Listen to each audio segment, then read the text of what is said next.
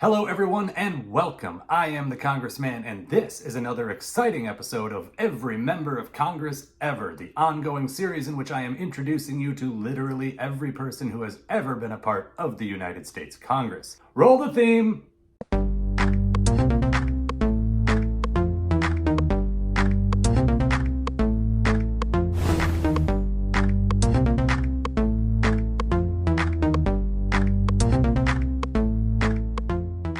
March 4th, 1791, the very first day of the Second Congress.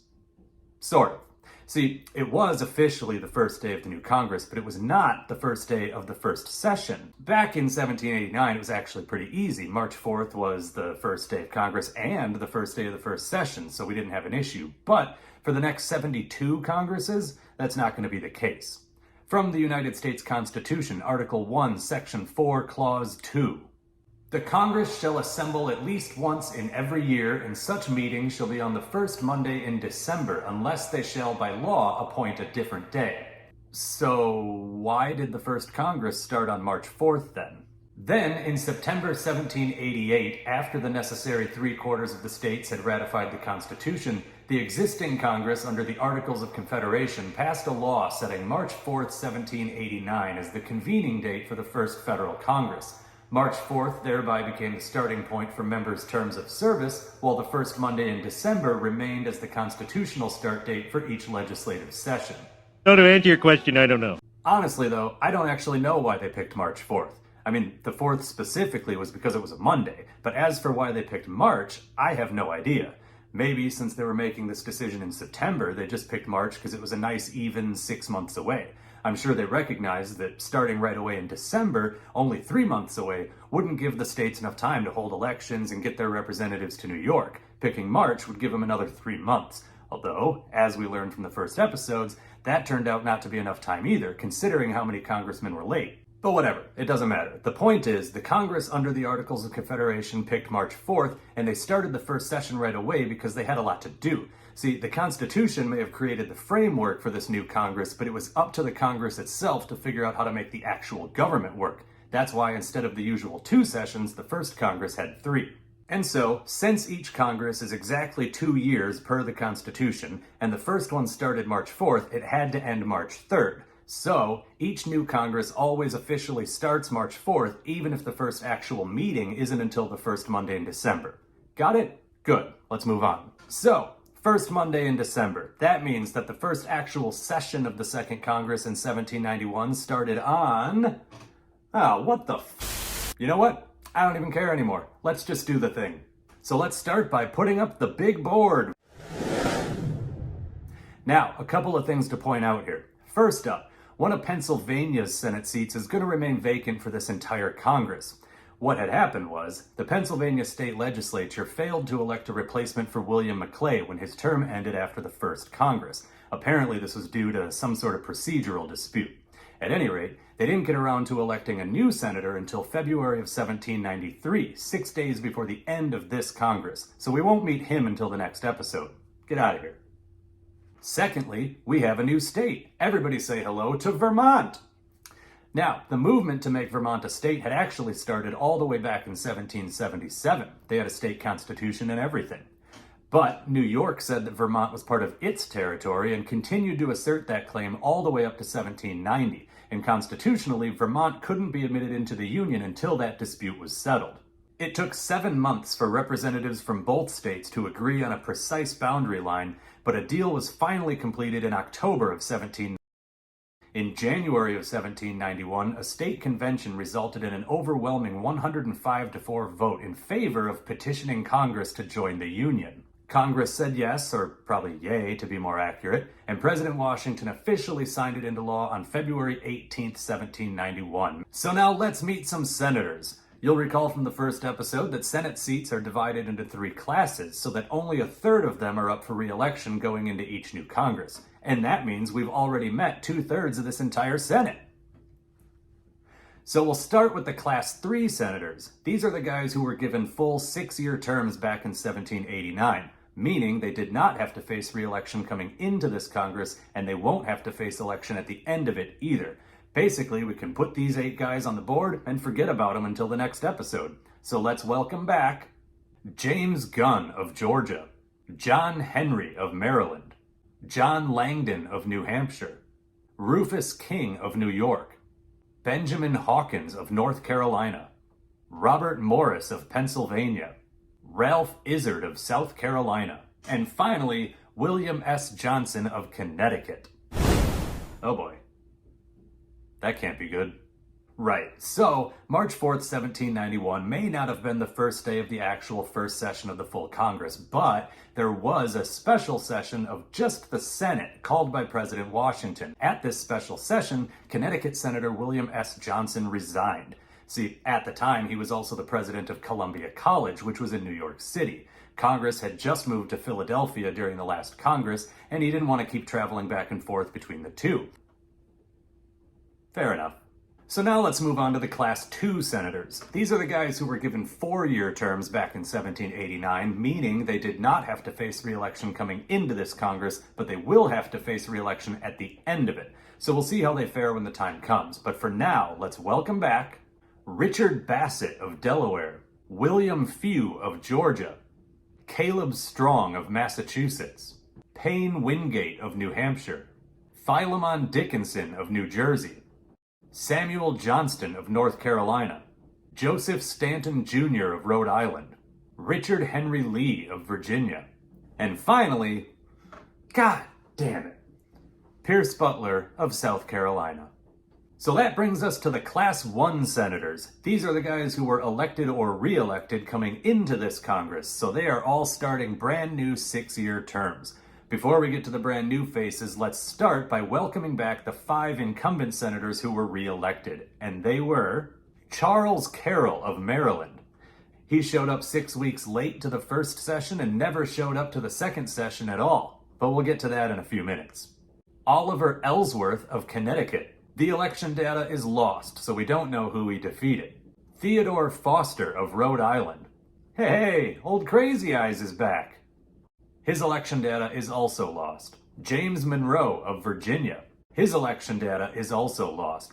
But our 5th re-elected senator, George Reed of Delaware, his election data is not lost. He defeated no one. He ran unopposed and was re-elected with 100% of the votes.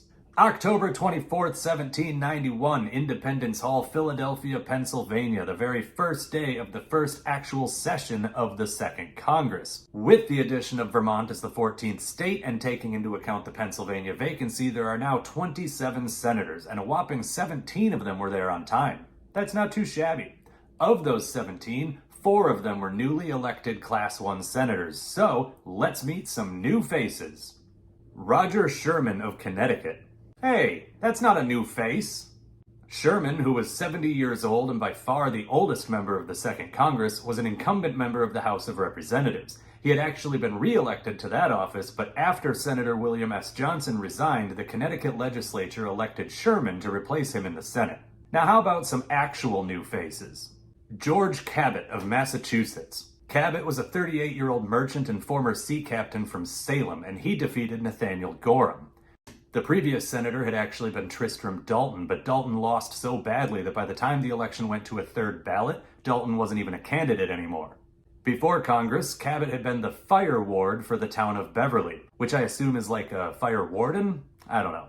He was also the president of something called the Bridge Company back in 1777. He was a delegate to Massachusetts' state constitutional conventions in 1777 and 1780, and he was a delegate to the state convention to ratify the new United States Constitution in 1788. John Rutherford of New Jersey. Rutherford was a lawyer who was originally from New York City, but moved to New Jersey in 1787. The previous senator had been Jonathan Elmer, but due to those damn lost election records, we don't know if Elmer resigned or if Rutherford defeated him. Before Congress, Rutherford had been a member of New Jersey's General Assembly in 1789 and 1790, and at 31 years old, he was the youngest member of the Second Senate. Not the whole Congress, though. When it comes to the whole oldest-youngest distinction, the youngest member of Congress is always going to come from the House, since their age minimum is 25 and the Senate is 30. Aaron Burr of New York. Burr was a 35-year-old lawyer who was originally from Newark, New Jersey. So the New York guy was originally from New Jersey, and the New Jersey guy was originally from New York. All right. Burr defeated incumbent Senator Philip Schuyler and incumbent Representative and great name haver Egbert Benson. Aaron Burr is a guy who's definitely going to get the deep dive standalone video treatment soon, but for now, I'll just give you a brief overview. Aaron Burr was orphaned at 2 years old, and he and his sister were placed with a family friend, William Shippen, in Philadelphia. After a year of that, his 21-year-old uncle, Timothy Edwards, took the two kids and moved to Elizabeth, New Jersey. Edwards was, well, some would say overly strict, others would say physically abusive, even for the standards of the time. Both kids grew up miserable, and young Aaron Burr tried to run away repeatedly. He finally made it out when he got into the College of New Jersey at the age of 13. He graduated at 16, but as you might imagine, he didn't want to go back to his uncle's home, so instead he stayed around and studied theology until he was 19, at which point his sister married a Connecticut lawyer named Tapping Reeve, solid name, so he moved in with them to study law. When the Revolutionary War started, Burr joined up right away and was a part of Benedict Arnold's Quebec campaign, which seems a little bit like foreshadowing. After the war, he set up a law practice in New York City, served in the state assembly, and was appointed state attorney general in 1789. So that just leaves us with Vermont's 2 inaugural senators. Now, these guys weren't there on time, but we'll give them a pass since they were only just re-elected on October 17th, about a week before the Congress started. Hey, huh? Did you just say re-elected? I thought they were brand new. I did say that, yes. So what had happened was, they were actually elected back in January, but this was before Vermont was officially a state. When the legislature convened again in October of 1791, this time as an actual state, a few members suggested that that first election might be considered invalid. So, just to be on the safe side, they elected them again on October 17th. Moses Robinson arrived October 31st. He was a 50-year-old lawyer and farmer originally from Hardwick, Massachusetts. Before Congress, he had been a justice on Vermont's Supreme Court and more recently the governor of the Independent Republic of Vermont. Remember that whole thing I said earlier about the territorial dispute with New York? New York said that Vermont was part of its territory and continued to assert that claim all the way up to 1790. And constitutionally, Vermont couldn't be admitted into the Union until that dispute was settled. Governor Robinson was in charge of Vermont's side of that whole deal, and he'd been a driving force in the movement to make Vermont a state. So it makes sense that he would be elected one of its first 2 senators. The other Vermont senator, Stephen R. Bradley, arrived November 4th. He was a 37-year-old lawyer and judge originally from Cheshire, Connecticut. He had moved to Vermont to set up a law practice in 1779. He'd been a county judge, a speaker of the Vermont House of Representatives, and, like Robinson, a justice on the Vermont Supreme Court. But most interestingly, before all that, during the Revolutionary War, he had been something called a vendue master, which is basically just auctioneer, but in this case, the stuff he was in charge of auctioning, or venduing, was stuff that was seized from the British and from their loyalist supporters. Take that, Tories! And here's a fun fact. In order to decide which classes the new Vermont Senate seats would be assigned to, literal papers were drawn from a literal box. Bradley drew the 3, meaning his term will end in 1795, and Robinson drew the 1, meaning his term won't end until 1797. If either man had drawn the 2, then their term would end with this Congress in 1793. So I guess that's it, right? The big board is full, Pennsylvania's vacancy notwithstanding, and so I guess we can wrap it up. Thank you so much for watching. Not so fast, my friend! The first session ended May 8, 1792, and the second session started November 5th, 1792, which is still not the first Monday in December. Why do we even have a constitution? Anyway, 2 things happened while they were out of session. First, Kentucky became the 15th state and elected their first 2 senators in June. And secondly, on October 8, 1792, Senator Richard Henry Lee resigned. Now, I couldn't find a reason for why he resigned, but I assume it was health-related. He was 60 years old, and he died not long after in 1794. So, November 5th, 1792, Independence Hall, Philadelphia, Pennsylvania, the very first day of the second session of the Second Congress. And that means it's time to play another round of How Many Senators Were on Time?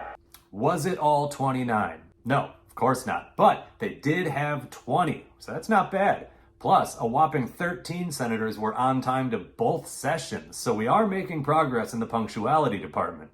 In addition to the 9 senators, they were also missing Vice President John Adams, so that meant that the president pro tempore would have to be in charge, and that person was, well, shit. Senator Lee had been elected president pro tempore back in April of 1792 when Vice President Adams had to leave the first session early due to illness. So this meant that the first order of business for the second session would be to elect a new president pro tempore. They ended up going with John Langdon of New Hampshire, who you may recall had held that position at the very beginning of the first Congress back in 1789. As for Senator Lee, it seems that the Senate didn't even know about his resignation. The Journal of the Senate just mentions that he's absent. Come to think of it, I'm not sure how resignations were communicated to Congress when the resigning congressman wasn't there in person like William S. Johnson was earlier. Maybe a resigning congressman would just notify their state legislature, which would actually make sense on account of it's the state legislature that would either elect a new senator or set up a special election to elect a new representative. That makes sense. Let's just go with that. At any rate, 9 senators and a vice president may have been missing on November 5th, 1792, but Kentucky's brand new senators were not. So let's say hello to John Edwards. Edwards was a 43 or 44-year-old plantation owner originally from Stafford County, Virginia. He had been a member of Virginia's House of Delegates representing one of the western districts. When that western part of Virginia split off to become Kentucky, Edwards was selected to be a delegate to the new state's Constitutional Convention in 1792 and then elected to be one of its first senators. Edwards' seat was assigned to Class 3, meaning his term will go through the end of the next Congress. The other Kentucky senator was John Brown. Hey, that's not a new face either. Brown was an incumbent member of the House representing Virginia's 2nd District. He resigned when his district became part of the new state of Kentucky, and instead of running in the special election to become one of its first 2 representatives, he was instead elected by the new state legislature to be one of its first 2 senators. Brown's seat was assigned to Class 2, meaning he'll have to face re-election right away. Like, literally right away. The Kentucky State Legislature held their elections for the next Congress on December 11th, 1792, which is just 5 weeks away from this point. On November 30th, 1792, Charles Carroll of Maryland resigned. In addition to his seat in the U.S. Senate, Carroll also held a seat in the Maryland State Senate. When Maryland passed a law prohibiting a person from simultaneously holding local and federal office, Carroll chose to resign his U.S. Senate seat and keep his Maryland State Senate seat. This explains why he never showed up to the second session. On December 12, 1792, John Taylor of Virginia arrived. Taylor had been elected back in October to replace Richard Henry Lee. In fact, one of the people Taylor defeated in that election was Arthur Lee, Richard Henry Lee's younger brother. Taylor was a 38-year-old lawyer and plantation owner from Caroline County. Before Congress, he had been a member of Virginia's House of Delegates for 6 years, and that's about it. This was a Class 2 seat, meaning Taylor, much like John Brown, will also have to face re-election right away at the end of this Congress. And finally, on February 4th, 1793, Richard Potts of Maryland arrived. He had been elected in January to replace Charles Carroll. Potts was a 39-year-old lawyer from Upper Marlborough. Before Congress, he had been a part of a committee of observation, a military aide to Maryland Governor Thomas Johnson, a member of Maryland's House of Delegates, a member of the Continental Congress, a county prosecutor, a state attorney, a delegate to Maryland's State Constitutional Convention, and finally, and most recently, a circuit court judge. He had also been a presidential elector in 1792. This was a Class 1 seat. Charles Carroll had just been re-elected. So, Potts is safe from re-election until the end of the 4th Congress. On February 28, 1793, the Pennsylvania State Legislature finally resolved its procedural dispute or whatever and elected Albert Gallatin to fill the vacant Senate seat. However, he won't actually join until the 3rd Congress. So get out of here. The 2nd Congress adjourned on March 2nd, 1793. Normally it would end March 3rd, but since that was a Sunday, they adjourned on Saturday night the 2nd instead. Altogether, the 2nd Senate had 30 seats held by 32 senators. There were 3 resignations and 0 deaths. That's an anomaly, don't get used to that.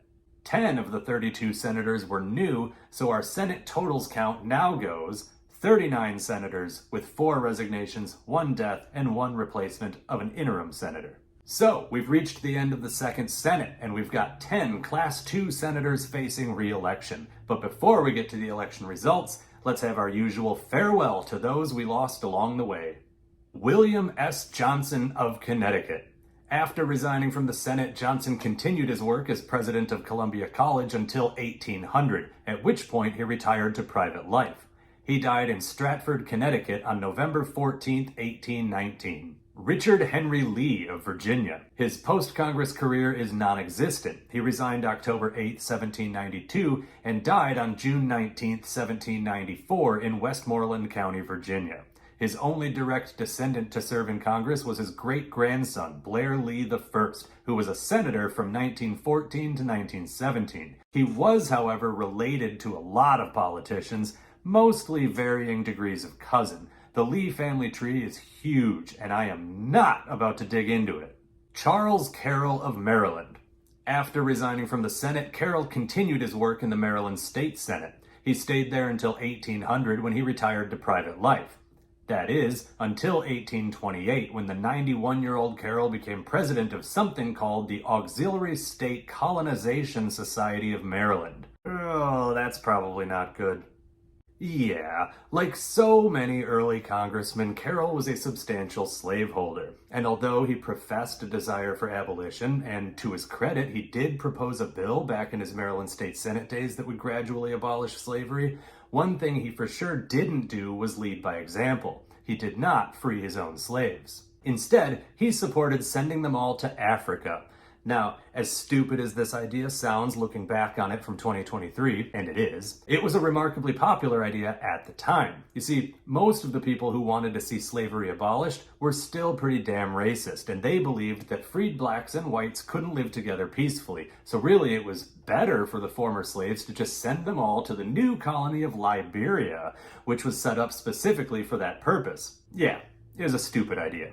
Anyway, Carroll's family tree is a lot like Richard Henry Lee's in that he has a lot of various types of cousins who are politicians, but in Carroll's case, no direct descendants to have served in Congress. However, his granddaughter did marry John Lee, who was Richard Henry Lee's first cousin twice removed, and so now the Carroll tree and the Lee tree are one big super tree, and now I'm really So, like I said a bit ago, we have 10 Class 2 senators who are up for re-election. So, let's see how they did. First up, the winners. John Brown of Kentucky was easily re-elected with no opposition and 100% of the votes. Caleb Strong of Massachusetts and John Taylor of Virginia were also re-elected, but there's no election data for them. So we'll just assume they also won with no opposition and 100% of the votes. And Pierce Butler of South Carolina. 6 more years of this guy. Now for the losers. Payne Wingate of New Hampshire lost his Senate election to incumbent Representative Samuel Livermore. Undaunted, Wingate chose to run for New Hampshire's new at-large seat in the House of Representatives instead and won. So we'll see him again soon. Joseph Stanton Jr. of Rhode Island either lost his election or wasn't a candidate, but 8 years from now he'll be elected to the House of Representatives, so we'll see him again too. Eventually. But for these 4 guys, it's the end of the road, so let's say farewell to Richard Bassett of Delaware. Whether he lost re-election or chose not to run, damn you lost election records! Bassett started a new job immediately after his Senate term ended. He was appointed Chief Justice of the Delaware Court of Common Pleas, where he stayed until 1799 when he became Governor of Delaware. He did that until 1801 when lame duck President John Adams appointed him to the United States Circuit Court for the 3rd District. This was a brand new seat, but just a year and a half later the court was abolished. At this point, Bassett retired to private life as a planter, ultimately dying at the age of 70 on August 15, 1815 in Cecil County, Maryland. Several of his descendants became senators from Delaware. 2 of his grandsons, Richard H. Bayard and James A. Bayard Jr., his great-grandson, Thomas Francis Bayard Sr., and his great-great-grandson, Thomas Francis Bayard Jr. Richard Bassett also has a street named after him in my hometown of Madison, Wisconsin. I did a video about those streets. You should watch that one when you're done with this one. William Few of Georgia. Technically, William Few lost his election to incumbent Representative James Jackson, but I don't think he was really a candidate. Few had been intending to retire from public life after his Senate term ended, and he almost succeeded. But in 1796, President Adams appointed him to a federal circuit court seat. He served in this position until 1799 when he decided to move to New York.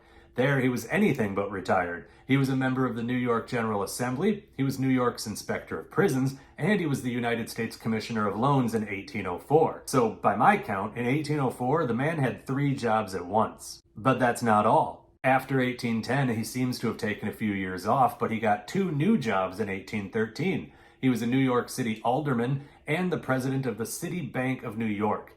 That company still exists today, by the way, as Citigroup. He finally retired for realsies after that. He died July 16, 1828 in Fishkill, New York. William Few also has a street named after him in my hometown of Madison, Wisconsin. I did a whole video about those streets. You should watch that one when you're done with this one. Philemon Dickinson of New Jersey. Dickinson did not run for re-election, choosing instead to retire to private life in Trenton, where he died February 4th, 1809. Philemon Dickinson also has a street named after him in my hometown. Okay. Actually, he doesn't. There is a street called Dickinson in downtown Madison, but it's named after his brother, John Dickinson.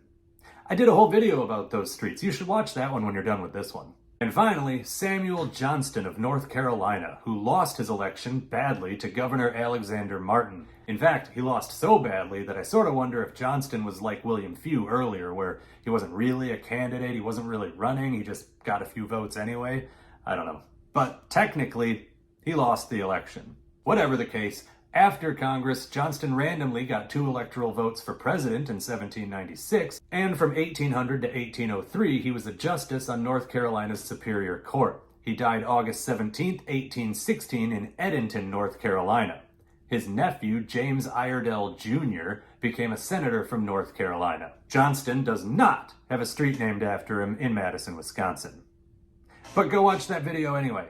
And that's it for the Second Senate. I'll be back soon with the other part of this episode covering the Second House of Representatives, but until then, do all the usual stuff. Follow me on Twitter, like this video, share it with all your friends, repeatedly, like to the point where they ask you to stop, and then do it one more time. Anyway, I am the Congressman, and I will see you later.